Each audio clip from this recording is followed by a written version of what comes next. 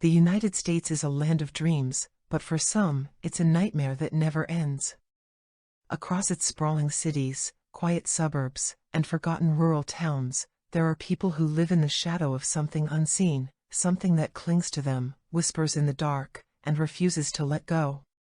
These are not fleeting ghost stories told around a campfire. These are real tales of individuals haunted their entire lives, their existence marked by fear, loss, and the unexplainable. In this documentary, we uncover the chilling accounts of three Americans, Clara Hensley, Marcus Tate, and Emily Ruiz, whose lives have been irrevocably shaped by paranormal forces. Their stories, drawn from interviews, journals, and first-hand accounts, reveal a truth more terrifying than fiction. Some hauntings don't just visit, they stay forever. First, Clara Hensley, the girl who saw shadows. Clara Hensley was born in 1972 in a small clapboard house in Harlan County, Kentucky, a coal mining town where the mountains loomed like silent sentinels. From the moment she could speak, Clara was different. At 3 years old, she pointed at the corner of her bedroom and screamed, "The man is watching me." Her parents, devout Baptists, dismissed it as a child's imagination. But Clara's screams didn't stop. Night after night, she described a man in a tattered miner's jacket, his face blackened with soot, standing motionless in her room. He never spoke, but his eyes, hollow and unblinking, followed her every move. By age 7, Clara's parents grew worried. She refused to sleep alone, claiming the miner man whispered her name when the house was quiet. Her father, Tom Hensley, a miner himself, scoffed at the idea of ghosts. "Ain't no such thing," he'd say, his voice rough from years underground. But one night, Tom woke to Clara's sobs and found her bedroom door slammed shut, the knob ice-cold to the touch. When he forced it open, Clara was curled in a ball, her eyes wide with terror. "He says he's trapped," she whispered. "He says I'm his way out." The Hensleys sought help from their pastor, who performed a blessing on the house. For a week, Clara slept soundly. Then the disturbances escalated. Objects moved on their own, spoons clattered to the floor, books fell from shelves. Clara's mother, Ellen, found her daughter's drawings, crude sketches of a man with no face, surrounded by jagged lines like a cave collapsing. Ellen, a superstitious woman, began to believe Clara's stories. She researched the house's history and uncovered a chilling fact. Their home was built on the site of a 1943 mine collapse that killed 12 men, including a miner named Amos Creed, whose body was never recovered. Clara's teenage years were marked by isolation. Classmates called her Creed's girl, mocking her for her tales of the miner's ghost. But the haunting grew darker. At 16, Clara woke to find scratches on her arms, 3 parallel lines like claw marks. Her parents, now believers, moved the family to Lexington, hoping distance would break the curse. It didn't. Amos followed. In their new apartment, Clara heard footsteps pacing the hallway at night. Doors creaked open, revealing nothing but cold air. Worst of all, Clara began to see Amos in mirrors, his sooty face staring back instead of her own. As an adult, Clara tried to build a normal life. She married a kind man named Daniel, a schoolteacher, and they settled in Cincinnati, Ohio. But Amos's presence persisted. Daniel woke to Clara sleepwalking, muttering, "I'm sorry, I can't help you." Their marriage strained under the weight of Clara's fear. In 2005, at age 33, Clara sought help from a paranormal investigator, Dr. Susan Waller, who specialized in lifelong hauntings. Waller's team recorded EVPs, electronic voice phenomena, in Clara's home, capturing a guttural voice whispering, "Free me." Waller believed Amos was an attached spirit, bound to Clara since childhood, possibly because she was sensitive to the paranormal. Clara's story took a tragic turn in 2010. Daniel, exhausted by years of sleepless nights and Clara's deteriorating mental health, left her. Alone, Clara spiraled. She began researching Amos Creed obsessively, uncovering a 1943 newspaper article that described him as a loner who cursed the mine before his death. Clara became convinced Amos wanted her to die in his place. In 2013, she returned to Harlan County, standing at the sealed entrance of the old mine. She later told Dr. Waller, "I felt him there, begging me to go inside. I almost did."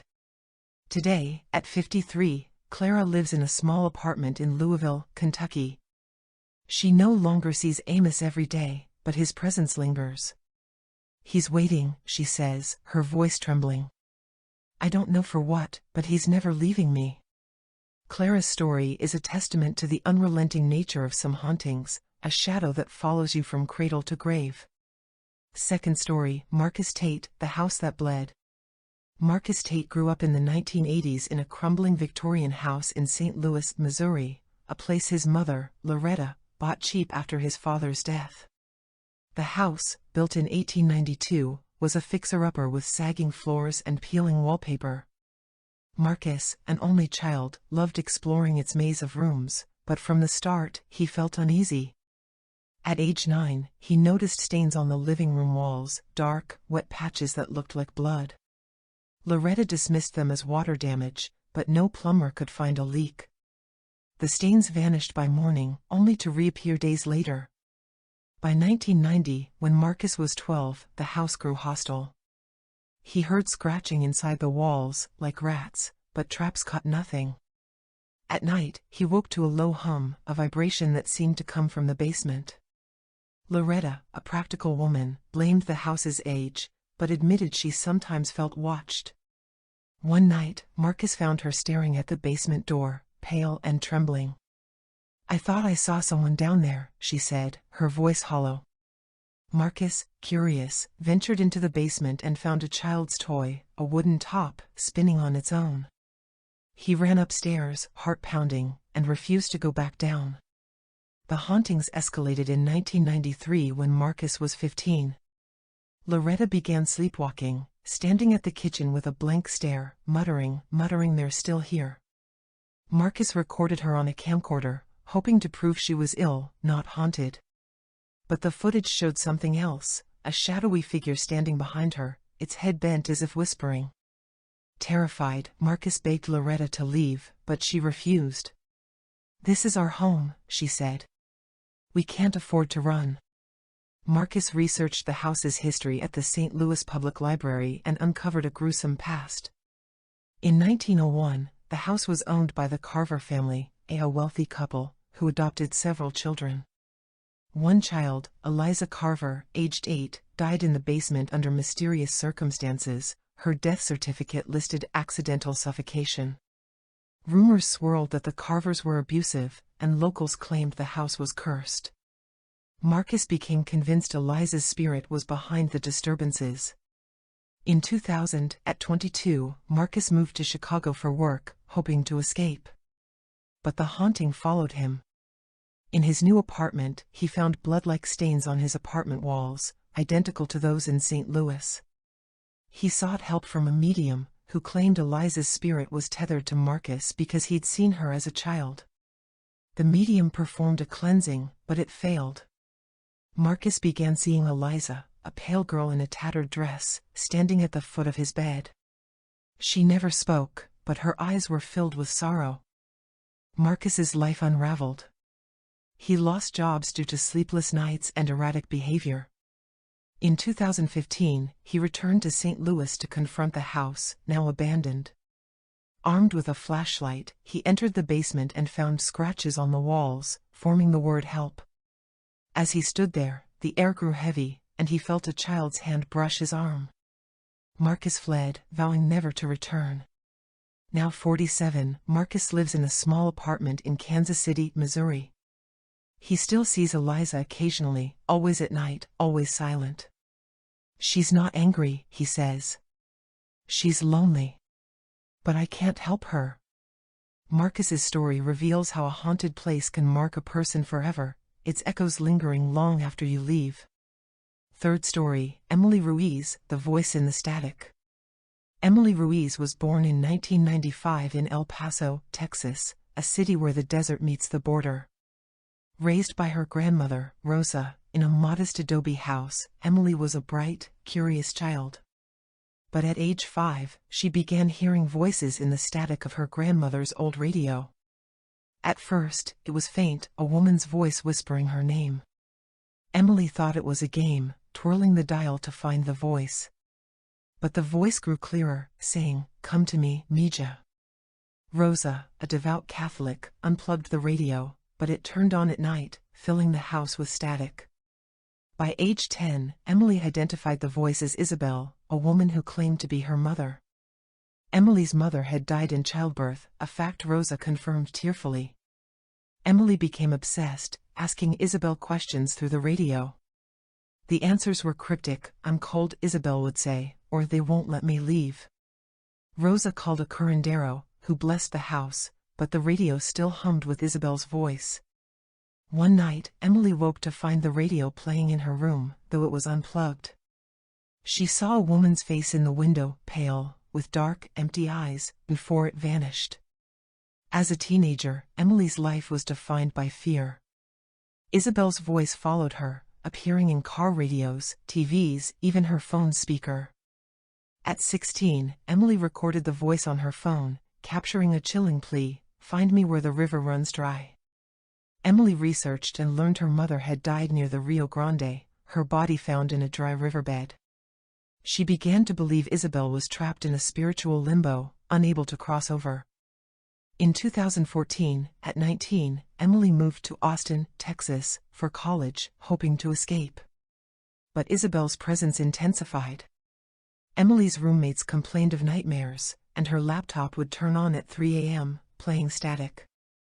Emily sought help from a paranormal podcast host, Alex Vega, who investigated her case. Vega's team captured an EVP in Emily's dorm, a woman's voice saying, "She's mine." Vega believed Isabel's spirit was bound to Emily, possibly due to a traumatic death. Emily's mental health deteriorated. She dropped out of college and moved back to El Paso in 2018. There, she visited the Rio Grande's dry riverbed, where her mother had died. As she stood there, the air grew cold, and she heard Isabel's voice, clear as day, "Stay with me." Emily ran, terrified she'd be pulled into whatever limbo held her mother. Today, at 30, Emily lives in Albuquerque, New Mexico. She avoids electronics, fearing Isabel's voice. "I love my mom," she says, "but she's not my mom anymore.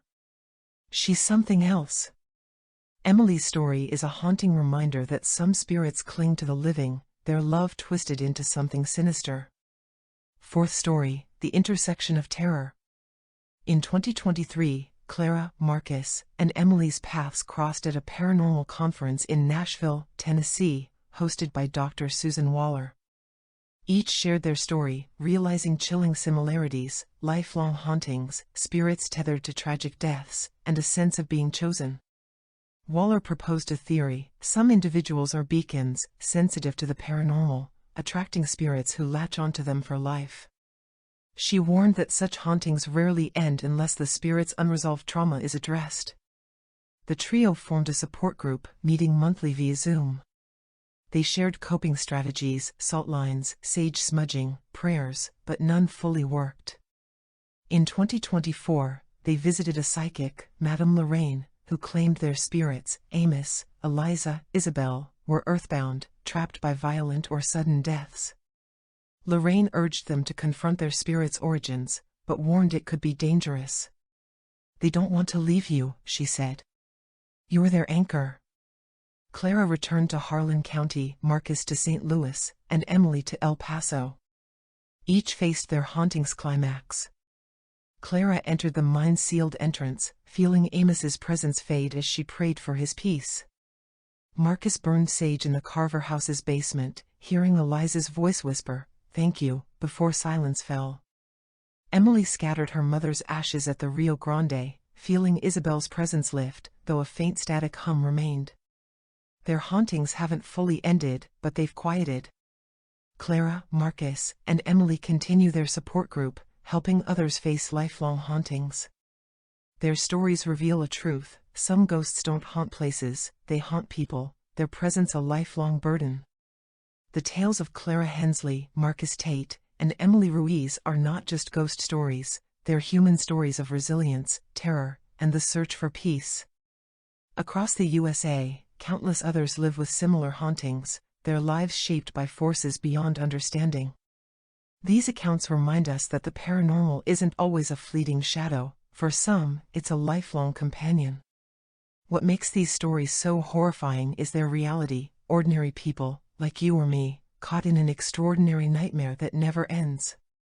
Have you or someone you know experienced a lifelong haunting? Share your story with us at insert fictional contact info.